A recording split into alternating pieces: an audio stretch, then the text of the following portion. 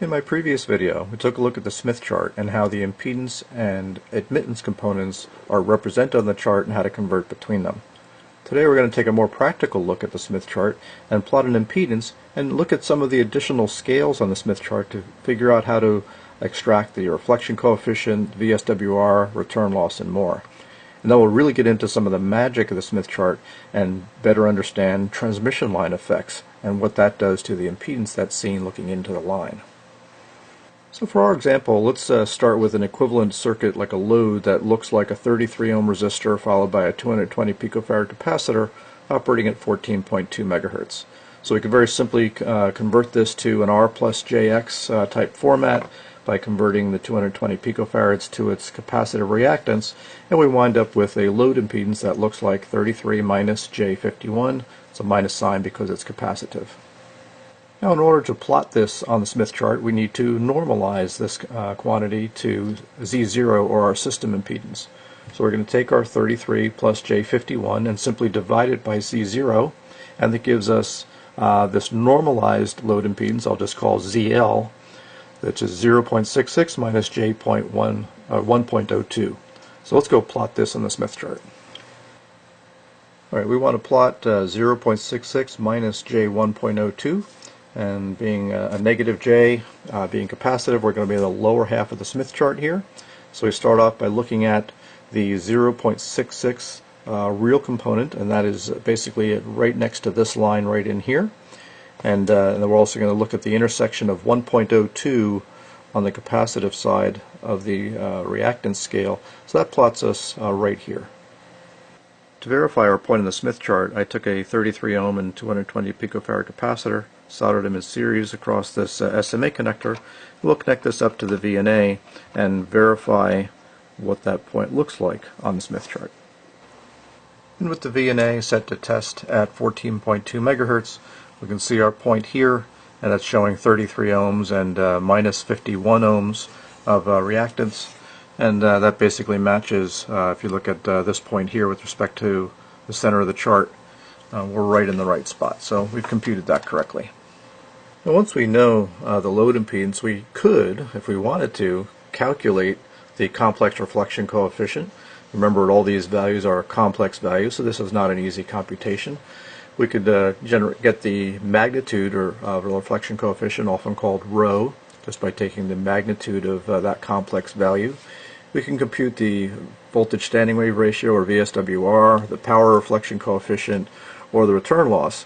That's a lot of calculations. Or we can actually very simply just read them off the Smith chart. Let me show you how you do that.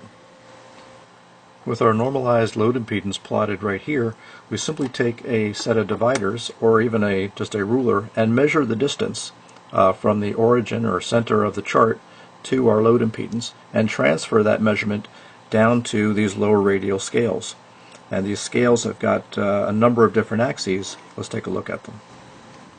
Right, we transfer that radial distance from the center line here out here to the left, and the lower scale is the one that says reflection coefficient, E or I. That's our complex reflection coefficient, and we can see that crosses right at 0.54. That's the magnitude, or rho, of the complex reflection coefficient. But how do we get the angle? If we take a look at the circumferential scales here, this one here says this is the angle of the reflection coefficient. So this scale right in here, that's going from 20, 30, 40, etc. And we take a close look at that, we can see that if we extend the line of our normalized impedance out to that scale, we can see that we cross right at about 76 or minus 76.4 degrees. So our complex reflection coefficient is 0.54 at an angle of minus 76.4, and our rho is just 0.54. So the next axis up is our power reflection coefficient. That's simply just the square of gamma. So that is about 0.3, actually closer to probably 0.29. We can kind of see it's crossing just to the right of 0.3 here, which means that basically 30% of your power is reflected, if that's what your load looked like at the end of a 50 ohm transmission line. We go to our next one up here, we look at our return loss. That's about 5.25 dB. The next scales up are for SWR. The top one is linear. that crosses right at about 3.4. So our SWR is 3.4 to 1, and represented in dB, it's just a little over 10 dB, about 10.6, 10.7 dB or so. So very easy to yank these parameters right off the Smith chart without doing any calculations. Next, we'll take a look at transmission line effects on the Smith chart. And what do I mean by that? Well, when you add a transmission line at our system impedance, like a 50 ohm line in this case, between the source, being a generator or a transmitter, and the load, a couple of things happen. The VSWR seen by the source looking into that transmission line is constant, regardless of that line length. And that's, of course, ignoring losses, which we're going to do in this case here. But the impedance looking in that line seen by the source changes with the line length.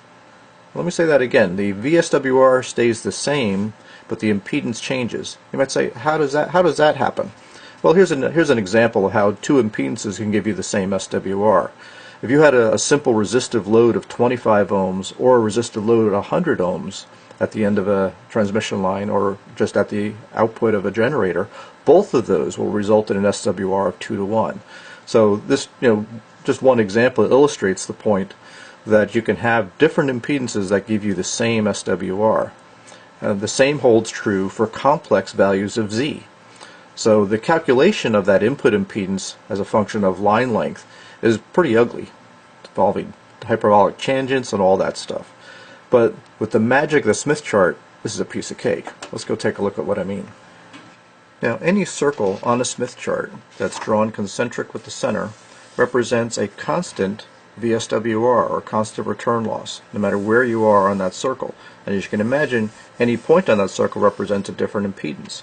So this impedance right here that we plotted earlier has got the same return loss, the same SWR as any other impedance represented on that circle. Now, rotating around the Smith chart represents either adding or subtracting line length. So a complete trip around the Smith chart represents a half wavelength of transmission line length. Therefore, the input impedance looking into that transmission line is equal to the load impedance whenever the line length is a multiple of a half wavelength. Or another way to say that is an even multiple of a quarter wavelength. Now that's regardless of the line length and the load. So it could be a 50 ohm line, it could be a 100 ohm line, it could be a 75 ohm line. As long as that line length is a half wavelength or multiple half wavelength long, the impedance looking into that line is equal to the load impedance. Now, so therefore, halfway around the chart represents a quarter wavelength line. And this is kind of a special line length because it does some interesting transformations to the impedance. A quarter wavelength around a line that is open at the far end will look like a short when looking at the near end. And vice versa. A quarter wavelength line that is shorted at the far end will look like an open at the near end. So a really interesting impedance transformation. This is used for what are called quarter wave transmission line transformers, and we'll talk about that in a future video. So for any impedance, if you draw a circle through that impedance, you can show how that impedance varies with line length. So here's our initial impedance, ZL, and if we draw a circle that coincides with that radius, we've got our constant VSWR circle. And of course, where that crosses the zero reactance line, we drop a perpendicular line straight down. Here's the measurements that we transferred earlier down to this axis to determine SWR, return loss, etc. Now let's look at the axes that help us with transmission line issues. We've noticed these two labels over here. This one says wavelengths towards generator with an arrow pointing in this direction, and this one says wavelengths towards load with an arrow pointing in that direction. You'll notice that they're both start at 0 here, and if we go halfway around, both of those axes now end up here at 0.25. So as I said, halfway around the Smith chart represents a quarter wavelength line length.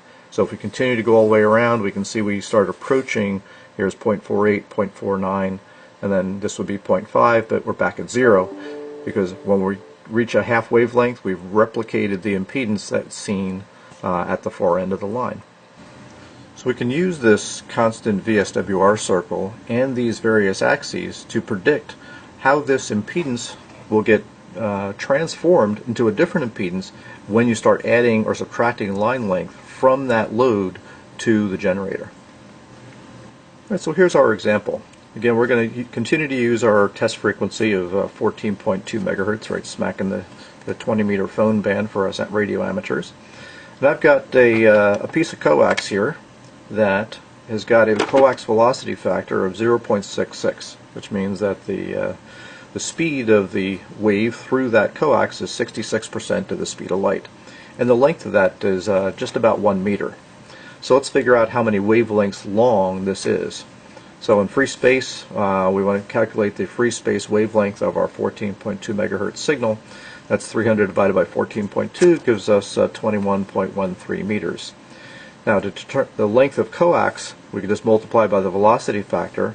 So we know that the length of coax that would be a 1 wavelength long would be 13.95 meters.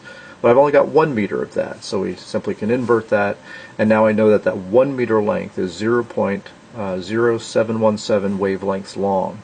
So let's go to the Smith chart and see how to predict what that input impedance will be looking into that transmission line. Okay, so our original known load impedance is plotted again right here. And again, we're going to follow this axis now clockwise around, because that's where it says we're going to go wavelengths towards the generator. So as I add transmission line length, I'm essentially moving the generator further away from the load. So I'm rotating in this clockwise direction. So we just need to rotate essentially 0.0717 wavelengths. So how do we do that? We extend again this line down here. We can actually read from that appropriate scale how many wavelengths we're starting from. It's just a starting point. We'll call that 0.356 wavelengths right here. So we want to essentially add 0.0717 to that. So we want to wind up at a reading that is 0.0717 wavelengths away, or at 0.4277 on that scale. So we put a little tick mark there, draw another line right back up through to the center of the Smith chart, and where it crosses our constant VSWR line, that is the input impedance looking into that 1 meter length of line. Let's verify that on the VNA. Yeah, but first we need to actually determine what that impedance is. So we just essentially can read off the scales here.